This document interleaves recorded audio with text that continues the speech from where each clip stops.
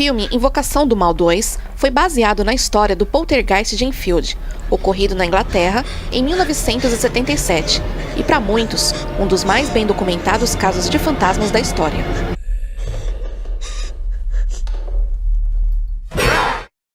Tudo começou no verão de 1977, no município de Enfield, Grande Londres, Reino Unido. Peg Hodgson põe 2 de seus 4 filhos para dormir. Está quente, e tudo parece pressagiar outra longa e tranquila noite de sono. Mas algo aconteceu.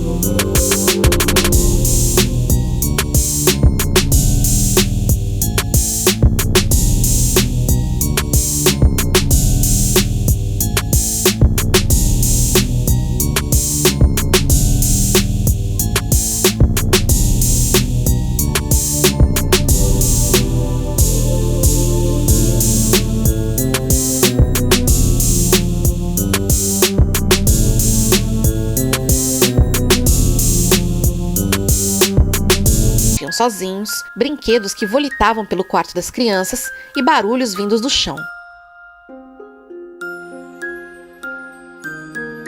Os acontecimentos chegaram à imprensa e o diário Daily Mirror envia uma equipe de experientes repórteres para investigar o caso. Ali, a equipe do jornal pôde contemplar ao vivo os acontecimentos inexplicáveis. De cara, uma peça de Lego saiu disparada e atingiu a testa do fotógrafo Graham Morris quando tentava tirar uma foto. A BBC foi até a casa, mas a equipe constatou que os componentes de metal de seus equipamentos de gravação haviam sido entortados e as gravações apagadas. O repórter George Fellows, vendo que a coisa não era uma brincadeira, pôs Peg em contato com Maurice Gross, membro da Society for Psychical Research. Maurice Gross foi o principal investigador da história. No dia 5 de setembro, depois de uma semana sofrendo todo tipo de efeitos poltergeists inexplicáveis, Gross chega a casa e os acontecimentos pausam durante os seguintes 3 dias, até que no dia 8, ao anoitecer, ouviram novamente o som de pancadas procedentes da casa. Então o pesquisador, junto com os jornalistas, subiram correndo as escadas e, ao abrir a porta do quarto, encontraram Janet dormindo em sua cama e, ao seu lado, uma cadeira levitando no ar a mais de meio metro de altura. Imediatamente, a cadeira baixou até seu lugar e não voltou a se mover até 1 hora mais tarde, quando voltou a repetir o mesmo efeito. Desta vez, o fotógrafo Morris capturou o acontecimento com sua câmera. Nesse mesmo momento, Grossi e seus acompanhantes puderam ver como as portas dos armários se abriram por si mesmas e como um brinquedo cruzou o quarto de um lado para o outro, suspenso no ar. Ele também notou uma brisa fria percorrendo todo o seu corpo. 2 dias mais tarde, o caso Enfield era a capa do jornal dele e todos os meios fizeram eco da notícia. Inclusive, naquele mesmo dia, Grossi e a Sra. Hodgson participaram de um programa de televisão. Grossi chegou a se comunicar em várias sessões com as supostas entidades inteligentes que estavam atormentando a família. As perguntas dele eram respondidas com toques, onde uma pancada queria dizer sim e 2 queria dizer não. Grossi perguntou à entidade por quantos anos ela teria morado ali. Então, soaram-se 53 batidas.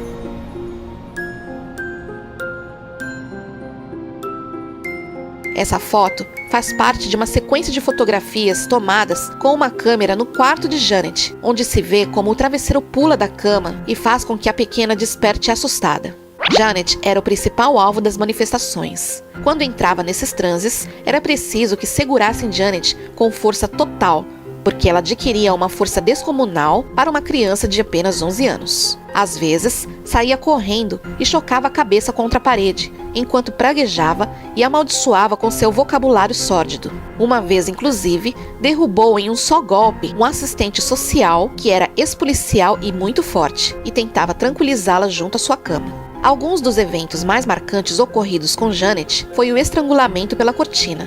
Janet afirmou que a cortina próxima à sua cama se retorceu várias vezes em espiral, para depois se enrolar em seu pescoço, tentando estrangulá-la. Segundo contou Janet, tudo isso depois de sentir uma força invisível puxá-la da cama e jogá-la contra as cortinas e ante a presença de sua mãe. Numa certa noite, em que ela se encontrava em mau estado, um médico lhe administrou 10 mg de diazepam, que em condições normais é algo excessivo para qualquer criança. Então a deitaram em sua cama e todos desceram para o salão do andar térreo. 40 minutos depois, escutaram o som de uma forte explosão que vinha do quarto da criança. Quando abriram a porta, viram que Janet não estava na cama. Ela havia sido lançada sobre uma cômoda que se encontrava a 3 metros de distância e permanecia sobre ela, completamente desacordada.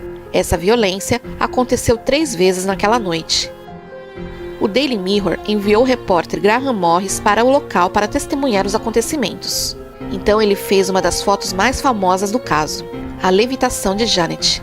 Morris estava no quarto das meninas junto à mãe, quando Janet foi atirada de sua cama pela entidade. Nesse momento, ele fez a imagem, e foi essa imagem e seus relatos que convenceram a Sociedade de Pesquisas Psíquicas a enviar Maurice Gross para investigar o caso.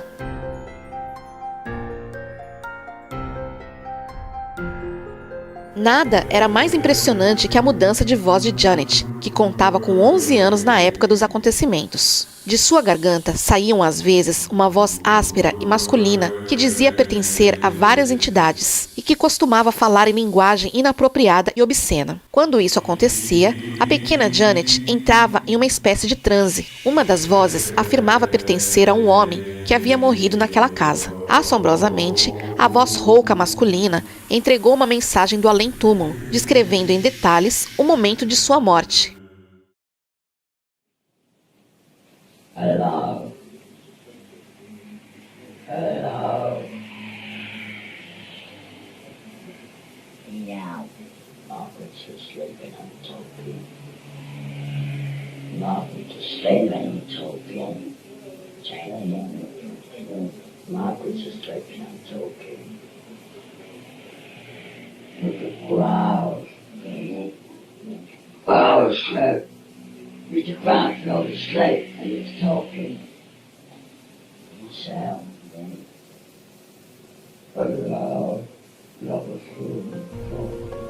A voz misteriosa, que ainda pode ser ouvida em áudio hoje em dia, é supostamente a de Bill Wilkins, vários anos após a sua morte. Psiquiatras e doutores locais estudaram Janet, que parecia ser o epicentro dos fenômenos, e inclusive chegaram a realizar estudos laringográficos para descartar que as vozes que saíam de sua garganta não tinham sido fabricadas conscientemente por ela mesma. Janet passou 6 semanas no Maudsley Hospital, no sul de Londres, onde realizou provas precisas para detectar qualquer anomalia tanto física como mental, mas não foi encontrado nada. Durante esse tempo, a atividade poltergeist da casa cessou completamente. Janet Hodgson acredita que a visita de um padre na casa, que ocorreu em 1978, acabou acalmando as coisas, embora as ocorrências não tenham terminado completamente. Em 1980, Guy Lyon Playfair publicou um livro contando toda a história. A Sra. Peggy continuou morando na casa até a sua morte e disse que ainda ouvia barulhos na casa de vez em quando. Seu filho Billy, que viveu com sua mãe até seu falecimento, sempre sentia como se estivesse alguém vigiando. Nos tempos de hoje, com 45 anos, Janet Hodgson, que foi o centro de todos os acontecimentos, vive em Essex com o marido, um leiteiro aposentado.